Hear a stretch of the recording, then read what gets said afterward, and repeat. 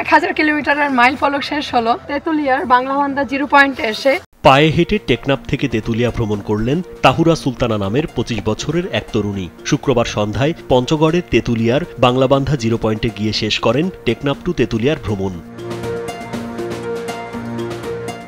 জানা গেছে, তাহুরা সুলতানা গত বছরের 29 নভেম্বর সকাল 6টায় টেকনাফের শাহপরী দ্বীপের 0 পয়েন্ট থেকে যাত্রা শুরু করেন। 51 দিন হেঁটে তেঁতুলিয়ায় গিয়ে শেষ করেন তার ভ্রমণ। পাড়ি দিয়েছেন 1001 কিলোমিটার।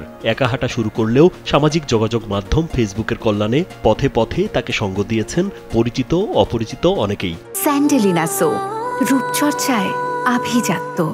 আমি স্পেশাল ধন্যবাদ জানাতে চাই বাংলাদেশ বিজিবিকে, বর্ডার গার্ডকে, কারণ আমি খুব লেটে চলে আসি, এটা আমারই মিস্টেক।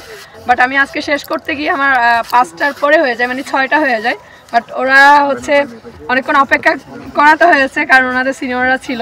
সব মিলিয়ে ওরা যে আমাকে শেষ সময়ের পরেও আসার পরে আমাকে এখানে আসতে দিয়েছে, এটার জন্য আমি খুবই কৃতজ্ঞ।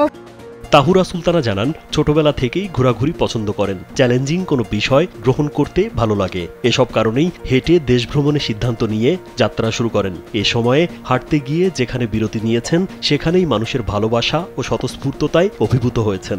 পুরা জার্নির সাথে এই মুহূর্তে যারা ইনভলভ আছে তাদেরকে তো অসংখ্য ধন্যবাদ। সেই সাথে আমার পুরা জার্নির সাথে যারা ইনভলভ ছিল সবাইকে, সবার প্রতি আমি কৃতজ্ঞ, ভালোবাসা সবাইকে। তিনি আরও জানান, সুস্বাস্থ্যের জন্য হাঁটা জরুরি। তাই এই পদযাত্রার মাধ্যমে মানুষও যেন হাঁটায় উদ্বুদ্ধ হয় সেটিই চান। একই সঙ্গে হেঁটে হেঁটে প্রিয় জন্মভূমি বাংলাদেশের সৌন্দর্য উপভোগ করার পাশাপাশি মানুষকে হাঁটায় উদ্বুদ্ধ করতেই এই যাত্রা। দেশের এক প্রান্ত থেকে আরেক প্রান্তে এ ভ্রমণের খরচ নিজেই চালিয়েছেন বলে জানান তিনি। পুরো বাংলাদেশে 1000 কিলোমিটার হাইকিং, সাথে যমুনা নদী সাঁতরানো, সাথে হিমালয়ের 3টা পাহাড় সামিট সহ যেই অর্জনগুলো ছিল সবগুলো এই জায়গায় এসে শেষ হচ্ছে।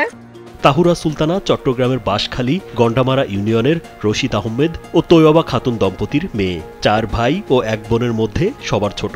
চট্টগ্রাম সরকারি মহিলা কলেজ থেকে ইসলামের ইতিহাস ও সংস্কৃতি বিভাগ থেকে স্নাতকোত্তর শেষ করেছেন তিনি।